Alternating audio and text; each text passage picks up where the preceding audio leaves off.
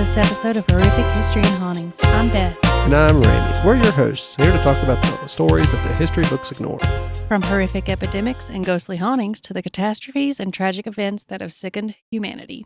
We are going to cover the Toolbox Killers, Roy Norris and Lawrence Bittaker. There's going to be at least 3 parts to this case, so just a warning for that. And we've chosen to offer this episode to everyone to give you a glimpse of the content that our paying subscribers will enjoy. We like to know what we purchase or will be paying for before we commit to anything, and we're sure that you do too. And we hope by offering this episode free to everyone, we will allow you to make an informed decision before considering a subscription with us. And your support will mean a lot to us, and we want you to know what you're investing in. Yes, the link to these options when they go live will be the first link in the description you come to. It'll be a link tree. And after that, in that link tree, there'll be a website, like our podcast's website. And then you'll just find Horrific History and Hauntings there. You'll see the subscription option from it, but they're not there yet. They will be. They will be, but I figure start saying it now. Give you a preview of what you would be paying for. And our standard episodes will still go up. The ones the one you're used to. Yes, the ones that require me, this took me months, and I'm still not even done typing the notes, so I'm still not done. Yes. This one is actually a horrible episode. It is not worth your money. Good thing we aren't charging. No. I mean, I put a lot of work into this. That's why the ones in the future will be for paying subscribers, because I spent a lot of time and energy and work. I'm going to go ahead and say that there is a content and triggers warning. This is not suitable for children at all or sensitive individuals. It is graphic and it mentions torture and sexual assault that involves teenage girls, so listener discretion is advised. Indeed. Beth, we should thank people who voted us on Good Pods to basically number 1 in the indie section we're in. Well, we're no longer there. Well, we were for a while. We were for a few days, a week or so, I believe. So, yes, actually, thank you. That made me feel really great. Yeah, and we were also featured in another podcast. I think it's called Headliners Pod. Headliners Pod episode. And they also gave me a big head, too.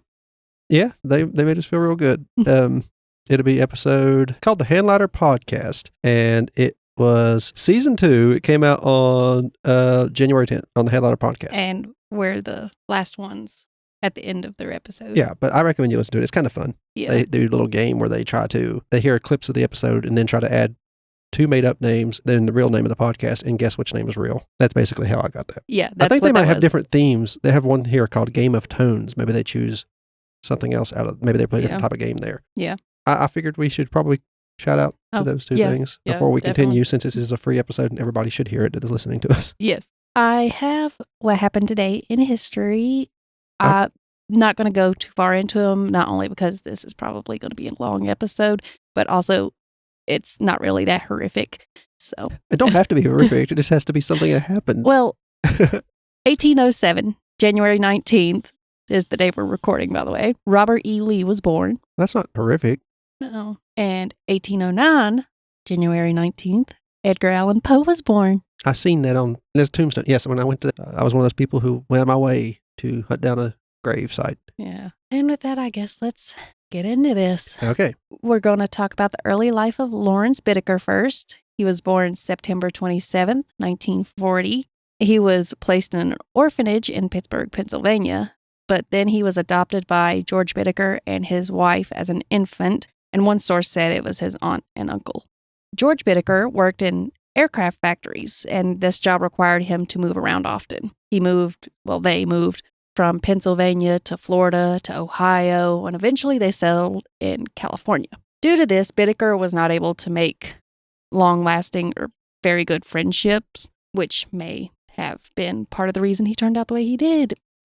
But it also may not. It's not an excuse.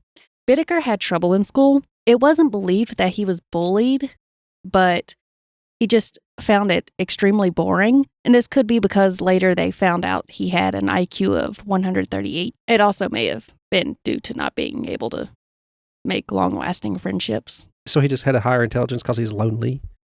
I don't know why he had a higher intelligence. I thought that's what you were saying. No, just those are possible reasons as to why he didn't do well in school. Because he was very smart, clearly. Mhm. At 12 years old, he was arrested for shoplifting. Over the following 4 years, he was arrested many times for the same reason. And he later said that he did this to compensate for his parents not showing him love. But that's unknown if he was talking about his adoptive parents or his biological parents or possibly both pairs of parents. They did seem rather busy. Yeah. One source, I'm not sure how reliable this one is, said that Bittaker, that during his childhood, he also played with fire and burned down a few sheds for attention. I think that's just a thing that happened a lot before video games. Maybe. He said that he planned to kill his parents that abandoned him as well. He also mentioned that his aunt burned him with a cigarette and that they had rabbits that he would use pliers to remove their teeth. I'm hoping he was lying about this or that this source was not accurate, but I don't know. It's a known thing that tends to be a sign of future violence. Yes, but it does. But another source he said also wanted that he attention. didn't have any childhood problems with like animal abuse or anything like that, but this source did. So felt like it was good to mention it. He might have burned down a shack and distracted them while he extracted teeth. That's horrible. Yeah. Poor bunnies. There was also a mention that he had a girlfriend in high school and she was blonde with blue eyes, which some of these victims had as well, that he took to the same mountains he took the victims, and he recorded him and this girlfriend making out. Recorded? Audio. Oh, well, how weird is that? I guess it's all the recording he had. He dropped out of school at about age 17 in 1957. He did this to make money through illegal activities, and probably because he kept getting into trouble with the law for shoplifting. What would you do in 1957? Smuggling? I don't know. How big was the drug trade back then? I don't know, but I know he did a lot of theft. Oh. That was a lot of what he did. Now we're going to talk about the early life of Roy Norris. He was born February 5th, 1948, in Greeley, Colorado. His childhood was full of abuse and neglect. His parents blamed him for having to marry when they didn't want to or when they weren't ready, because his mother got pregnant with him before marriage, and during that time it was a big problem in society, and abortions were illegal. They constantly made it clear to him that they never wanted him and that their life of misery was all his fault. It can cause problems as you grow up to hear that. Yeah. Wow. During his childhood, he was sent from his parents to foster homes and back and forth frequently. He was once placed in a home with a Hispanic family who he said abused him. It's unclear really what kind of abuse he suffered while there. He claimed sexual abuse was part of it, but whatever it was, he spent the rest of his life hating the Hispanic race. Oh, he's a racist. Yes. And that's not even proven to be true. He could have just been saying it. These people might just be wanting attention, but I can't say. I don't know these people. Yeah, I don't know. A little bit about his family life, more about it. His father was a scrapyard worker, and his mother was a drug-addicted housewife. Norris claimed later that he rarely had enough food or clothes, and he also said his parents accused him of things that he didn't do. When he was a 16-year-old, Norris was visiting a woman. Some sources say it was a relative of his. I'm not sure. She was in her 20s, and she ordered him to leave because he talked to her in a sexual manner, and she also told his father, who threatened to beat him. After that, Norris stole his father's car and drove it into the Rocky Mountains. While he was there, he attempted to commit suicide by injecting air into an artery in his arm. Oh, the classic. He failed. He was found by police later and returned to his parents, and after this failed attempt and being returned, his parents told him and his sister that they never wanted either of them and planned to divorce once they were older. Why did they even stick with them for each other if they didn't care? Back then, it was... the social norm. Yeah. Probably not the best thing considering both of them were so miserable and blaming it on their children. Mm-hmm. Norris, unlike Bittaker, struggled with school. Not in the way that Bittaker really didn't struggle. He just chose not to do well in school. Yeah. He, unlike Bittaker, wasn't very intelligent. A year after his suicide attempt, he dropped out of school and joined the Navy. He was stationed in San Diego between 1965 to 1969, and he was a naval electrician.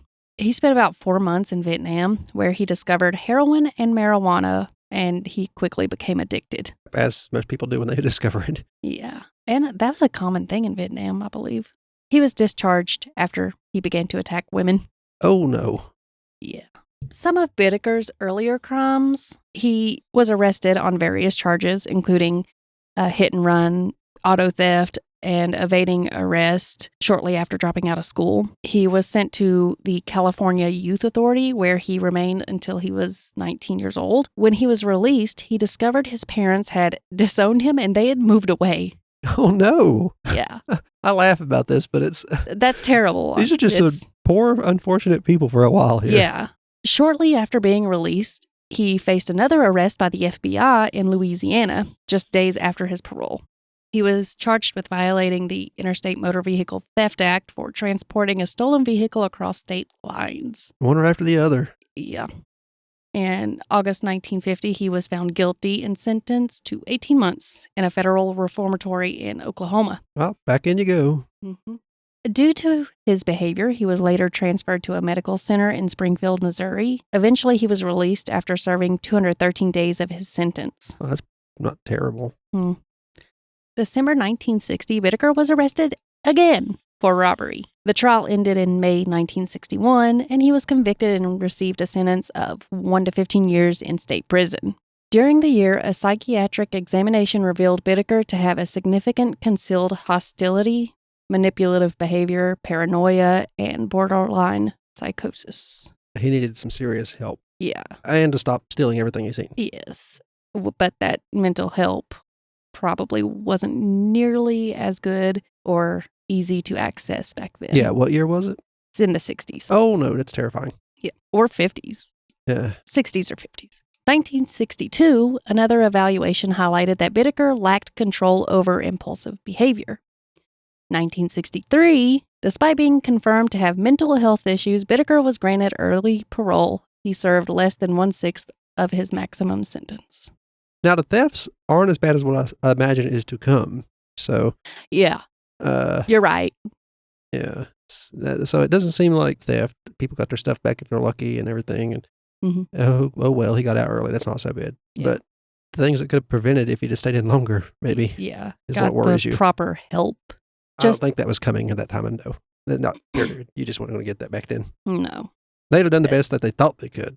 Yeah. But probably prescribed him some horrible drug. Electroshock therapy. Yeah. Just 2 months after he was released, he violated his parole. Again, he was suspected of being involved in another robbery, which led to his return to prison. Of course.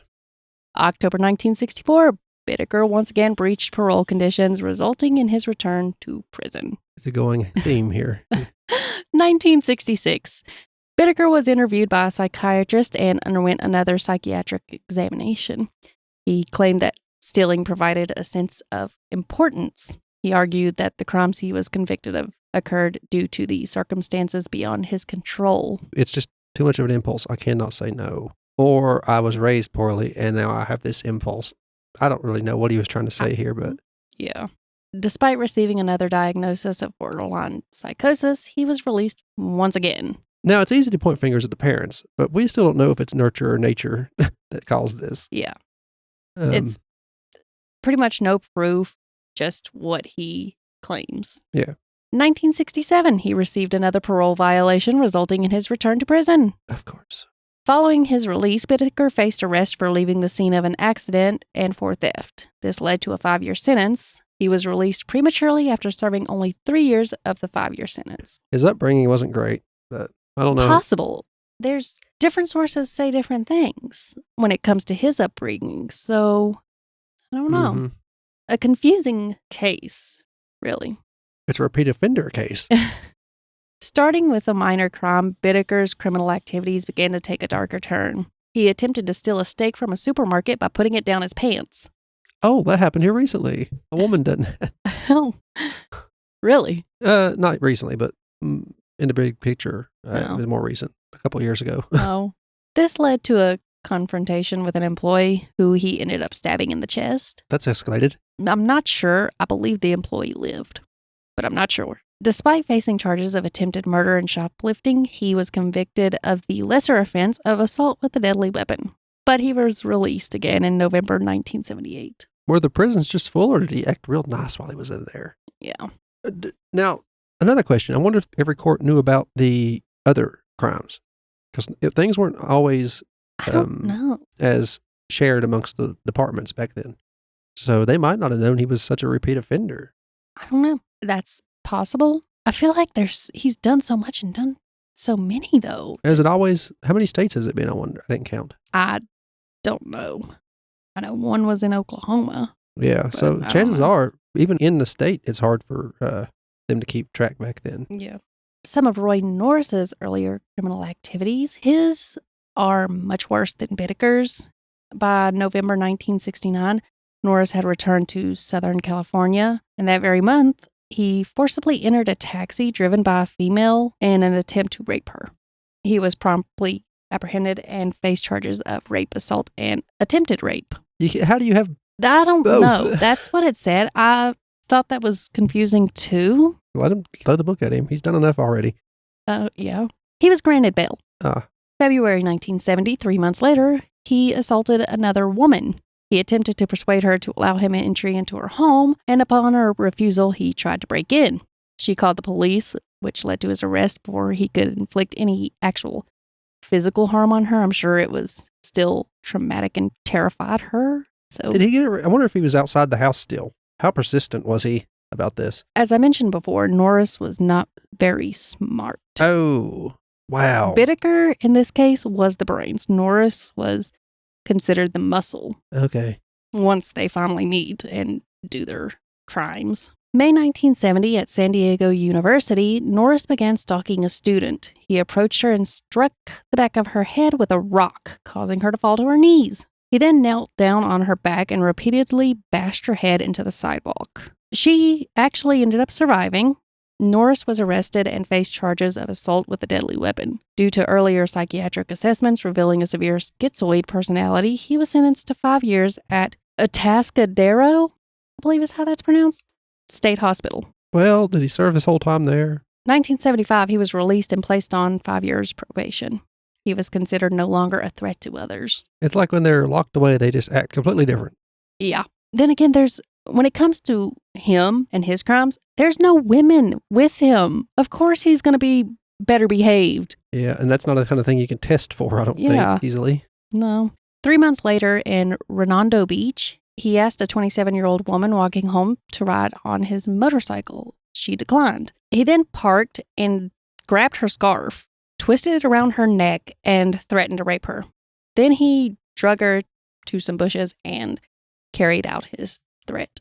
She reported the incident to police, and about a month later, she identified his motorcycle and noted the license plate number. So about a month later, she just happened to see his motorcycle again and was able to get the license plate number. That was probably scary for her. Yeah. Now, a lot of people I know, that would have been a whole lot worse for him if they'd have found him out in public again. Yeah. Especially after an incident like that, a lot of people would arm themselves. Mm-hmm. He was arrested and charged with rape and convicted a year later. He was sent to the California Men's Colony to serve his sentence. And that's when he crossed paths with Bittaker. I love the name. The name what? The Men's Colony. It sounds like a Victorian-era YMCA. And this is where they explored their horrific fantasies together. I'm going to talk a little bit now about how Bittaker and Norris are alike and how they are different. There's not much similarities between them. Repeat offenders. Yeah, that's one that they're alike. They were both abandoned or neglected by their biological parents. They both showed a lack of concern or care for anyone beyond their desires. They were willing to do anything to obtain what they wanted. They both had dark thoughts, fantasies, and ideas. However, it remains unclear who initially communicated these disturbing fantasies first. Yeah. I don't know if it was Norris. I'm assuming it was probably Norris, considering his crimes, but I don't know. They don't know. Bittaker engaged in mostly theft until the supermarket stabbing incident. Most of his crimes were nonviolent, including a couple of believed to be unintentional hit and runs. Just alcohol-induced or drug-induced or something. Yeah, it's unknown if they're Or fleeing from a intentional. previous theft that didn't get reported. Yeah. Norris committed violent crimes that were centered around sexual assaults. He used threats and physical force for sexual satisfaction. He targeted women when they were alone and utilized whatever was at hand to harm his victims. All charges against him were linked to rape and assault and classified as a mentally disordered sex offender. Now, it's kind of weird that they would get along. A lot of times, one type of criminal doesn't see the other type as a comrade, more of a potential victim and a terrible person. Yeah, it's very strange that these two managed to get along enough to do what they did. Bittaker displayed no indication of being a sexual sadist. It's uncertain whether he just harbored these sadistic thoughts before encountering Norris and just refrained from acting on them, or if Norris is what brought this out in him. Because he showed no sign of a bad influence on the robber. Yeah. In 1977, Bittaker and Norris met. Norris primarily mingled with the inmates from motorcycle gangs. They were known as the hardened criminals involved in the contraband drug trade. Norris taught Bittaker how to craft jewelry. This is when they started spending more time together and they began to get to know each other. Friendship bracelets. Bittaker also was said to protect Norris from inmate attacks twice. By 1978, their friendship had grown stronger and they started talking about their dark thoughts. It's presumed that Bittaker was the mentally stronger one, and so he took leadership of the role. And Bittaker mentioned that he initially thought Norris was savvy, and that's in quotes, as motorcycle gangs typically don't associate with those they perceive as weak. And despite this, Norris must have had some street smarts considering his involvement with dealing drugs while in prison. No matter how you look at it, it's still an odd combo. Yeah. Norris informed Bittaker that he found frightened young women highly stimulating and enjoyed witnessing the fear in their eyes as he raped them. You know, that's not the word he used. No, I highly doubt he used that word. Bittaker mentioned that if he were to rape a woman, he would also kill her to eliminate any witnesses and reduce the likelihood of getting caught. Norris, not being very smart, didn't want to keep getting caught and going to prison, so he liked the idea of getting rid of the witnesses. Well, what a novel idea. Why didn't I think of that? Yeah. Oh, no. Yeah. They agreed to murder girls aged 13 to 19, and they didn't explain why these specific age ranges, probably because they're garbage. Yeah. I don't know how else to explain it. The plan was to kill a total of 7 girls, and they discussed these plans daily in prison. Nothing else to do but make bracelets and discuss your future crimes. Yeah. Both had the intent to assault, rape, and mutually decided that killing the victims was the best course of action. Bittaker explored different torture methods, while Norris seemed to content as long as he could just rape them. That's pretty much all Norris wanted. Of course. Which makes me wonder, Norris must have just seen that Bittaker was intelligent and he sit back and let him do all of the thinking and planning. The stuff he was good at. Yeah. Mm-hmm. While he just got what he wanted. I don't know if he was particularly good. He kept getting called. Yeah, true. October 15th, 1978, Bittaker was the first one to be granted parole. Okay. It's a wonder he stayed out long enough for the other one to get out. It really is. He returned to Los Angeles where he took a job as a mechanist. You mean a mechanic? Yeah, I don't know why it says mechanist. Mechanic. It's mechanic. Sounds like a D&D class. He earned around $1,000 per week in the 70s, almost 80s. And yet he had plans to do all this other stuff instead. Mm-hmm. Despite being seen as more of a loner, he established connections in the neighborhood. They perceived him as helpful and generous. He occasionally donated to the Salvation Army. Well, got to get that good karma built up before you start your rampage. I don't think there's enough good karma in the world to make up even close to what they did. He formed friendships with the local teens, Creep, and kept alcohol and marijuana in his motel room to entice them. His focus was on capturing their attention and building their trust. January 15, 1979, Norris was released from prison. He relocated to Redondo Beach to reside with his mother, and he started working as an electrician. Shortly after his release, he received a letter from Bittaker. I'm a mechanist. They reunited in February to discuss their intentions of raping, torturing, and killing the young girls. Bittaker, oddly enough, was the one to reach out to Norris. Yeah, it looks like he would have just kind of lived his own life after that. That's what most people would do. He should have, Yeah. and maybe not steal things or stab grocery store clerks. Befriend the local youth. Yeah. Or, definitely not that. Maybe people your own age. If you're going to have friends over for drugs, make sure they're your own age. Oh, well, okay. Bittaker watched the beaches and the teen girls mostly. His intelligence helped him plan aspects such as selecting the victims' transportation, which he decided a spacious van would be best. As most crooks do. Yeah. And the location to murder the victims and where to dispose the bodies. Was it a basement, a dark alley, or a forest? Well, I'll mention it later. Oh, okay. I'm wondering also if this isn't where, it's a creepy white van with no windows came from. Pretty sure that came from the... This van wasn't white, though. I'm pretty sure that came from the Candyman. Like, not the movie, but the actual murderer guy who collected... Oh. Huh. I might be wrong, but I heard That's that a possibility, too. on Christopher and Eric's podcast where they brought him up. I'm pretty sure he was in Texas. Listened to a different podcast about them, but I don't remember much about it because it's been a while. And I believe the Candyman with his white van and candy is what done it. Not that Candyman. They combined their money, and come February 1979, they bought a silver 1977 GMC cargo van with outside windows. Hey, was it a Ford Transit?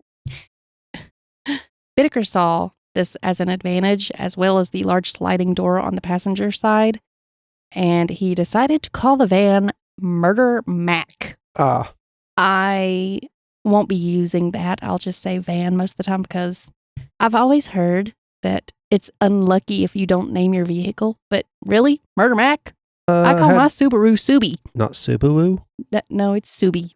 Oh. Subi the Subaru. They equipped the van with a makeshift bed, drink coolers, and a toolbox containing items for subduing, maiming, torturing, killing, and it also included a sledgehammer, which... I suppose it's for killing? Yeah. And Bittaker chose pliers. He just like, I'll add this one thing. Yeah. And most of it, I bet, could be played off as it's a work van. Mm-hmm. Yeah, exactly. It became a discreet vehicle for their sadistic activities, and it wasn't easily noticed. They drove up and down the Pacific Coast Highway to perfect their driving technique? Plan for the following few months, not their driving technique. They would frequently park at beaches to flirt with girls and take photos of them. Occasionally, they picked up some of these girls, but they would release them. Norris estimated they practiced with around 20 girls, though that count may have been lower than the actual number. Or higher, if they estimated. I don't know. Or higher, yeah. They were testing methods, building trust, coming up with strategies to capture their victims who were not cooperative and wouldn't get in the vehicle willingly. They found that by offering alcohol and drugs to the young girls, many of them would simply get into the van without them having to resort to violence. They also recognized that picking up hitchhikers was an easy method. Now, the Candyman did use drugs as well. Really? And it worked not candy? And it worked on dudes. Oh, okay.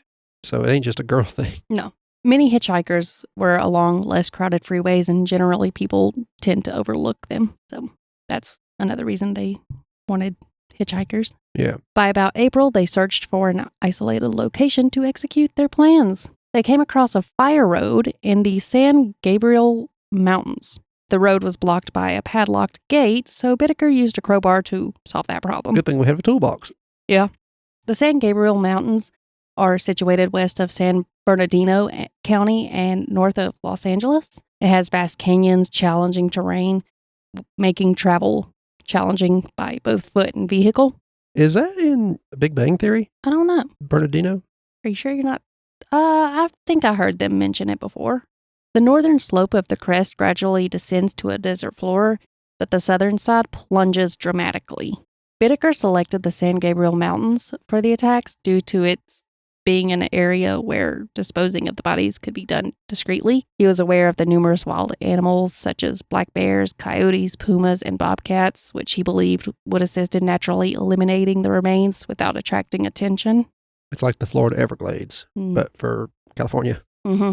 Then they start to set their plan into motion. By late June, they were prepared to execute these plans, and they had checked everything on the list: the van, ideal secluded spot, a toolbox stocked with supplies for torturing, a backup plan for victims who were not willing to enter the van voluntarily, and they were ready to go. Bittaker would drive with Norris concealed in the back of the van and ready to snatch the victims if needed. Their first victim was Lucinda Lynn Schaefer. They called her Cindy. She was 16 years old. Oh, goodness. She resembled the typical attractive American girl, people said, and she had blonde hair, blue eyes, and was last seen wearing a white shirt with black embroidery, dark blue jeans, and beige sandals. Just your average woman. Yeah, people described her as a sweet and pleasant girl. She was a tutor, and she aspired to attend college and teach language. June 24th, 1979, at around 7:45 p.m., while driving around in the van, smoking weed and photographing potential victims, Bittaker and Norris noticed Cindy Schaefer walking home alone after attending a church meeting in Redondo Beach. When Norris seen her, he said to Bittaker, "There's a cute little blonde." They approached her and offered her marijuana and a ride home, which she declined and continued walking. She just left church. They drove ahead of her and parked near a driveway, and Norris hid his top half in the van where she couldn't see past the shoulders. What do you mean by just his top half? He just stuck his legs out? What do you mean? His bottom half pretty much was, say you're cleaning your car and you put the top half of your body in the car and I get what you're your saying. legs and everything else is out. I was just thinking of him like laying across the seat with his feet sticking out. No. Oh. When Cindy approached, Norris spoke briefly before grabbing her and pulling her into the van. Bittaker cranked up the radio volume to drown out any potential screams, while Norris tied Lucinda's legs and arms and used duct tape to ensure she was gagged as they drove towards the mountains.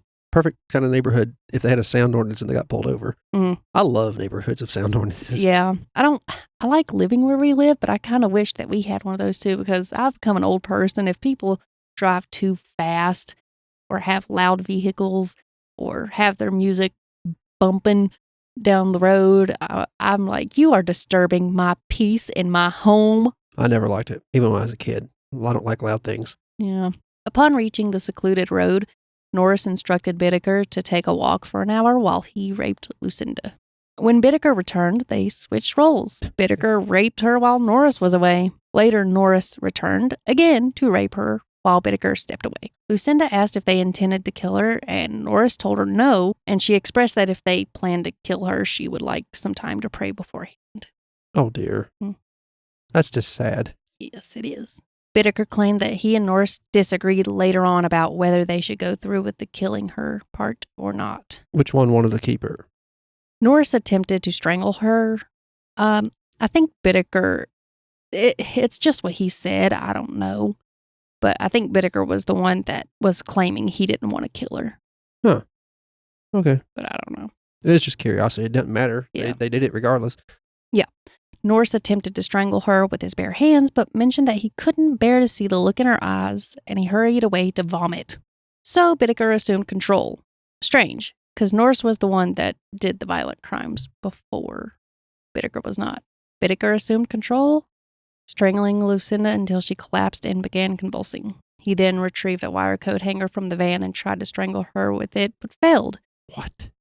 So he used vice grip pliers from the toolbox to twist it around her neck until she stopped moving.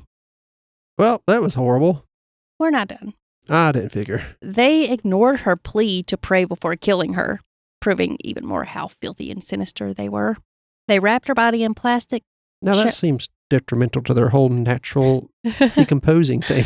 Well, they wrapped her in a plastic shower curtain before throwing her over the edge of a steep canyon. And Norris later said that Bittaker reassured him that the wild animals would handle her remains. Lucinda Schaefer was never found. Though Bittaker and Norris confessed to murdering her, she is still on the National Missing and Unidentified Persons System because, as I said, her remains were never found. Those animals did their job after all. Yep. Goodness, these are terrible people. Yeah, they're horrible. Their next victim was Andrea Joy Hall, July 8th, 1979, approximately 2 weeks after Lucinda Schaefer. Bittaker and Norris found Andrea. They're moving quick compared to some. Yes. She was 18 years old. She had strawberry or blonde hair and blue eyes. Andrea was hitchhiking along Pacific Coast Highway when Bittaker and Norris spotted her. And just before they could stop to offer her a ride, another car picked her up. They followed the car, and when they realized it didn't take her as far as she needed to go, they pulled up to her. Norris hid in the back of the van, aiming to create the impression that Bittaker was alone. They speculated that she might trust more if she believed there was only one man in the vehicle. Did she trust the van? Nowadays, we know better. Well, Bittaker offered her a cold drink, and it was a hot day. She had been hitchhiking, so she accepted it. While he went to the back of the van to fetch the drink, Norris unexpectedly jumped out and grabbed her. Unexpectedly to him or to her? Her. Okay. One source said that she got in the van willingly, but then this one seemed to be the more used option. So even though she fought fiercely, he managed to get her into the van, and her ankles and wrists were bound with and adhesive tape was used to gag her. They headed to the mountains where Bittaker sexually assaulted her first, and then Norris.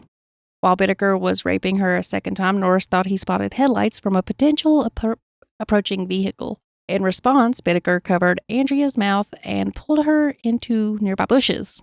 Norris drove off to investigate but found nothing and returned where Bittaker hid Andrea. They decided to move deeper into the mountains as a precaution, and Bittaker forced Andrea to walk up a hill naked and forced her to perform oral acts on him. Following that, he instructed her to pose for pictures he took with a Polaroid camera. That's like a going thing for people of this era. It's like a theme. They just keep going back. It's every time you hear about one from this time. Yep. And it's also how they get caught. So yeah, even if it is stupid on their part, I guess it's a good thing they do it. I mean, it's not a good thing they do it, but it does usually lead to them getting caught. Yeah. So then they drove to a different area. Norris left to get alcohol from a nearby store while Bittaker forced Andrea to walk up another hill. What's up with the hills? I don't know. And I think there's another one, if I'm not mistaken, that he forces to do this. He just likes to watch him walk up hills or something. He's particularly sick. Yeah. Well, I mean, obviously. Yeah, but this is even weirder than most. Yeah. When Norris returned, Bittaker was alone, and Andrea was nowhere to be found. Bittaker had 2 more pictures of her, and they captured a terrified expression on her face. Bittaker informed Norris that he had made Andrea list as many reasons as she could think of as to why she should be allowed to live. And then apparently she didn't have enough for him. He then brutally stabbed her in one ear with an ice pick, which hit her brain, but apparently this attempt failed to kill her. Then he turned her over and repeated the same act in the other ear. This time he stomped on the ice pick until the handle broke off. And this also was while she was still alive. I don't know how she managed to live through that, but that must have been horrible. I'd say it was. They're not good at this. I mean, I guess the torture part they're good at, but the murder part they're not. They did it, but I think the torture is. If you're trying to stab her in the brain, I don't think he expected her to survive. I wouldn't. No. I'm really surprised she did. That's what they say, though.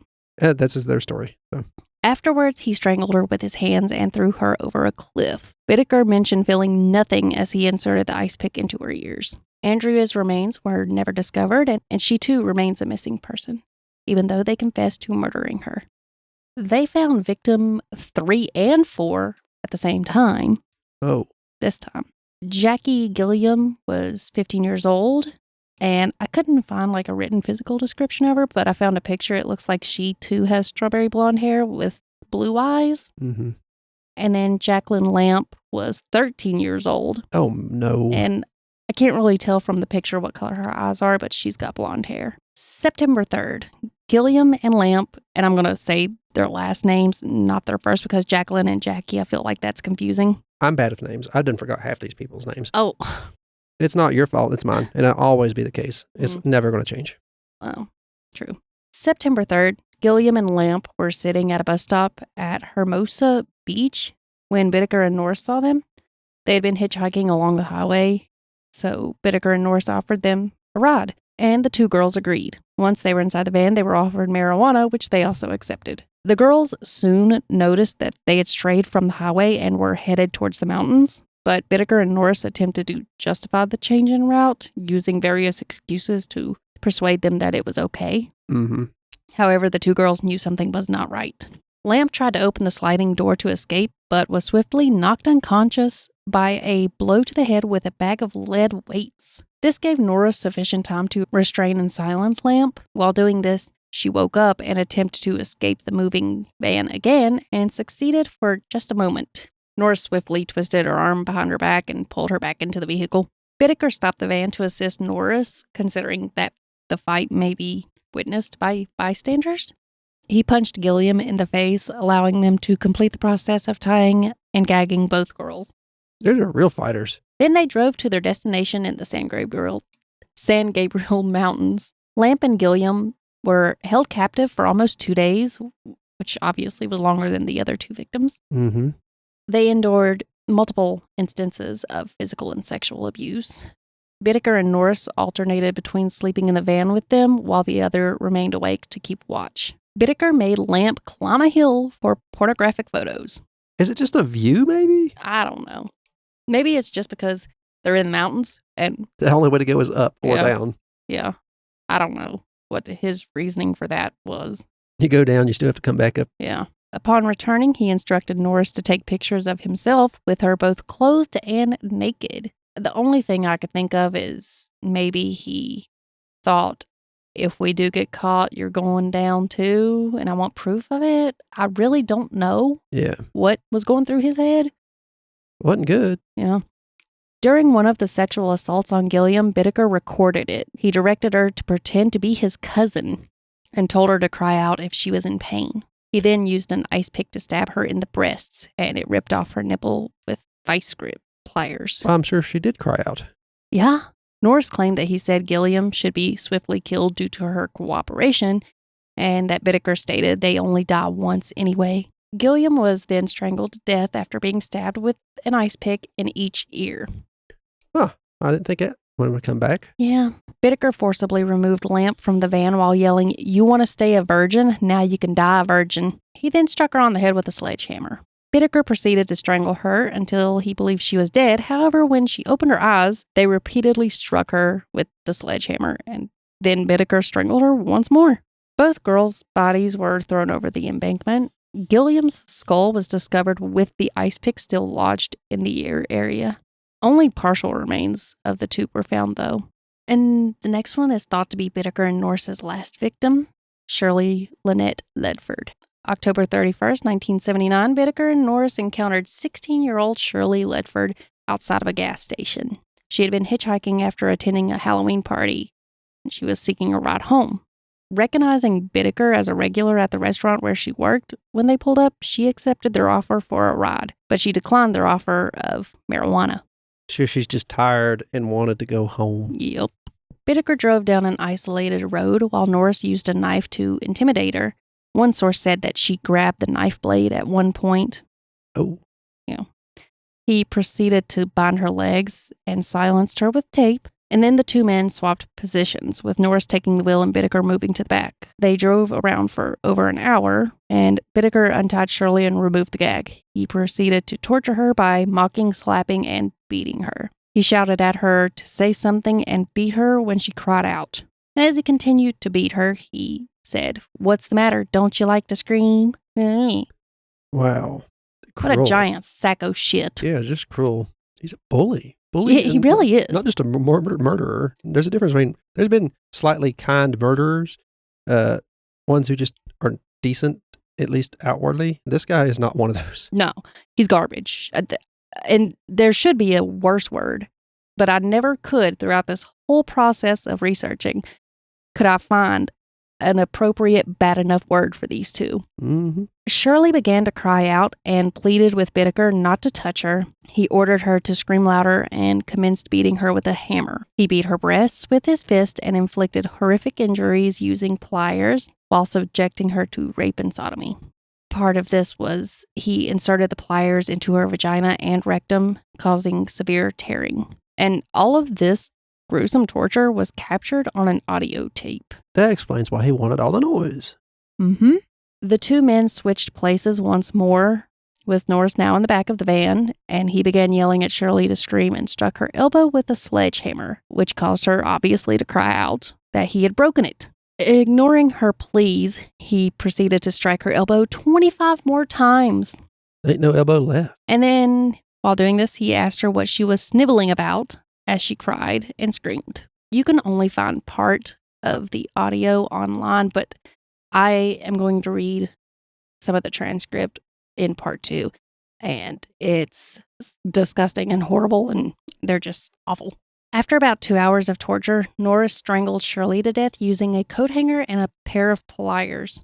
One source mentioned that when they found her and took the coat hanger off, that it had been twisted around her neck to the size of a silver dollar. There was a lot of blood involved in that.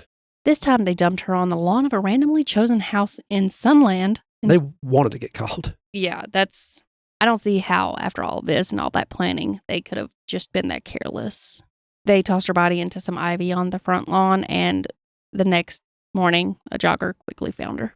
The following injuries were discovered during Shirley's autopsy. Neck compression marks, pedicule hemorrhages, I think is how that's pronounced, blunt force trauma to the head and face, blunt force trauma to the breasts, vaginal and rectal lining tears, multiple elbow fractures, finger lacerations, and puncture wounds on her hand. Well, that was pretty rough. Yeah.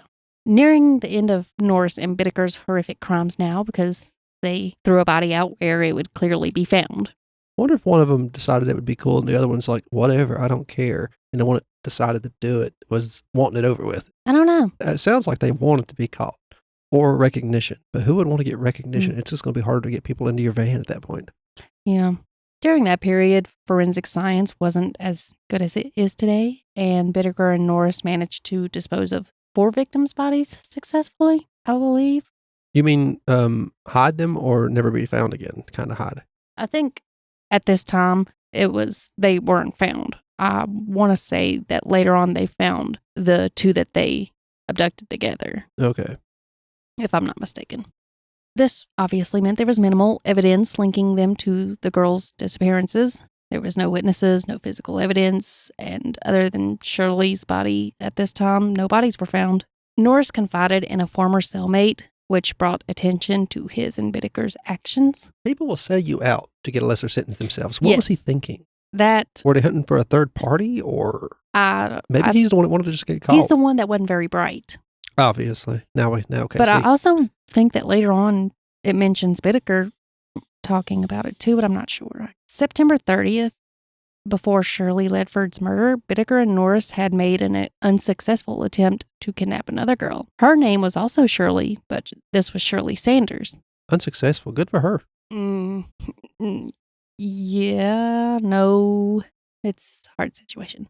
She had come from Oregon to California to visit her father in Manhattan Beach, and while walking along the road, Bittaker and Norris approached her and offered her a ride. She declined. They resorted to using pepper spray and forcibly dragged her into the van. Now, you said she successfully escaped. Alive. She escaped alive. Oh, okay. During the drive, they took turns raping her. They briefly let their guard down, which allowed her to escape. After being pepper sprayed and raped, good. Yeah. Still good for her, but strong. Not great outcome, but better than the others. Yeah. Although she reported the sexual assault to the police, at the time she could only provide information about the color of the 2 men. She couldn't provide too much evidence. I had been maced. Yeah. Following that incident, Bittaker and Norris decided to keep a low profile for about a month, and as a precaution, Bittaker relocated to a different apartment. October, Norris encountered an old prison friend named Jimmy Dalton and began boasting about their murders. Oh, wow. Yeah. He provided explicit details of the torture inflicted on their victims, and initially, Jimmy didn't believe Norris's stories about them until Shirley Ledford's body was discovered, and the injuries matched what Norris had described. Yeah. Jimmy consulted his lawyer, and together they went to the police with the information. That's a pretty cool dude, considering he was just out of prison himself. Yeah. He told the Los Angeles Police Department the information that Norris had shared and how Shirley's injuries aligned with the story. So Jimmy was sent to Hermosa Beach, where Detective Paul Bynum was in charge. Detective Paul was hesitant to believe the word of a former inmate due to the lack of evidence and because it was pretty much hearsay. He had heard it from a story. When Jimmy mentioned Bittaker and Norris driving a silver van, Detective Paul became interested. He remembered the surviving rape victim, Shirley Sanders, had mentioned being drugged into a silver van. Well, at least he put those two things together. Yeah. An officer was sent to Oregon to present Shirley Sanders with a set of pictures. She successfully identified Norris and Bittaker as her attackers. Was it a lineup kind of picture? I wonder if they just bring her to and said, is this the ones? I believe they probably had a few different ones. Yeah. This information was then reported back to Detective Paul, and he brought the case to Deputy District Attorney Steve Kay, who had prosecuted Norris previously on a rape case. Not exactly a unbiased opinion. Yeah. Stephen Kay decided to build a stronger case before attempting to make an arrest, and he ordered surveillance on both Norris and Bittaker. In the meantime, November 20th, 1979, police observed Norris selling marijuana, which was a violation of his parole. He was promptly arrested, and Bittaker was arrested not long after. Both were charged with suspicion of the rape and kidnapping of Shirley Sanders. One was charged of selling drugs. Yeah. Upon his arrest, Norris quickly provided information. He chose not to deny his involvement, but instead placed the blame on Bittaker as the main offender. Good thing we have all these recordings. While in custody, Bittaker and Norris's properties, including the van, were searched. This revealed evidence of the heinous crimes that the two had committed, and on November 30th, 1979, Norris was questioned by Detective Paul and Deputy District Attorney Stephen Kay about the rape of Shirley Sanders during a preliminary hearing. He displayed signs of stress and waived the reading of his Miranda rights. What does that mean? I thought they had to read the Miranda rights. I never heard of someone waiving them. I don't know what that means, because I thought that was you have to read them no matter what. Yeah, the whole case could be kicked out if you didn't. I thought, but who knows? I don't know. Norris initially denied any involvement in the murders, kidnapping, and rape when questioned about Shirley Sanders and about what he had told Jimmy Dalton. Then he was presented with evidence, and he began confessing. Singing like a bird. Yeah. He admitted to his involvement, but attempted to shift the blame onto Bittaker, which happens a lot when there's two people involved in things like this. It's They the turn on unspoken each rule other. for most of them. They just know. Each of them know. We'll trust each other while we're out. As soon as somebody gets caught, we're going to immediately turn on each Yeah. other. And you have to accept that. Norris provided detailed information about their tactics, including offering bribes to entice girls into the van, facing rejection most of the time. He said that 4 girls willingly entered the van while 1 was forcibly taken. And then he went into great detail about the drive to the mountains, the sexual assaults, beatings, torture, and murders. I mean, at that point, you might as well say it all. Yeah. He confessed to brutally beating Jacqueline with a sledgehammer and repeatedly striking Shirley Ledford in the elbow with it. And he claimed that Bittaker's level of violence intensified with each victim. I can't see how it'd get much more violent. You know? I don't even want to imagine it. He said that Shirley Ledford pleaded to be killed to end her suffering as well. He provided details such as Lucinda lost a shoe when forced into the van, and that she was walking home from a Presbyterian church meeting when she was abducted. And he revealed that Bittaker had asked Shirley Ledford on a date before the night they attacked her and murdered her. Now I'm going to talk about some of the evidence that police discovered. I'm going to go into more detail about some of the evidence in part 2, but I'm just going to go over some of it now. In the homes of Norris and Bittaker, law enforcement uncovered close to 500 Polaroid pictures of about 500 different young women and teenage girls. They must have been making a lot of money as drug dealers and electricians and stuff because those things weren't cheap. Many photos were taken at Hermosa Beach and Redondo Beach, but some were captured at a local high school. Oh, no. There were pictures of Andrea Hall and Jackie Gilliam among those discovered. They don't mention the other people who weren't picked up yet. Yeah. And this is just the ones that we know of. There may have been more. It may have been, but considering what they admitted to, I can't imagine. Yeah. Numerous bottles containing acidic materials were found as well. Norris claimed they were intending to use it in torturing their next victim. I got what she's going to say. You would assume that they were going to eventually work up to just disintegrating the bodies like you see in movies. And Yeah. That's what I thought, but he said to use for torture. yeah, it would work for that too. It's awful. Inside of the van, Various items potentially linked to the murders were uncovered, including the sledgehammer, a bag filled with lead weights, a book containing details on finding police radio frequencies, necklaces belonging to 2 of the victims, a jar of Vaseline, audio tape recording of Shirley Ledford's murder and torture. Okay, they didn't really cover it up well. No. The Vaseline could be played off as waterproofing your gas tank, distributed or something, but or as chapstick. Anything. But the tapes and the necklaces, that's a bit hard to hide. Yeah, and the pictures. The pictures. They want to keep souvenirs and things to remind them, but that's how you get caught. But it's good that you get caught, so. Yeah. Shirley Ledford's mother identified her daughter's voice on the audio tape. Oh, no. And the voices of the 2 men were recognized as belonging to Norris and Bittaker. I could not imagine listening to that. Surely they picked like an early part of the tape or something. The whole courtroom heard the whole tape. Oh, no. And there's parts of the transcript in part 2 that I will imply what is said, but I'm not going to actually read them out because I'm uncomfortable with it. YouTube would be too. On YouTube you can find a portion of it, but it's nowhere near as If it gets too bad, they will take it down. Yeah.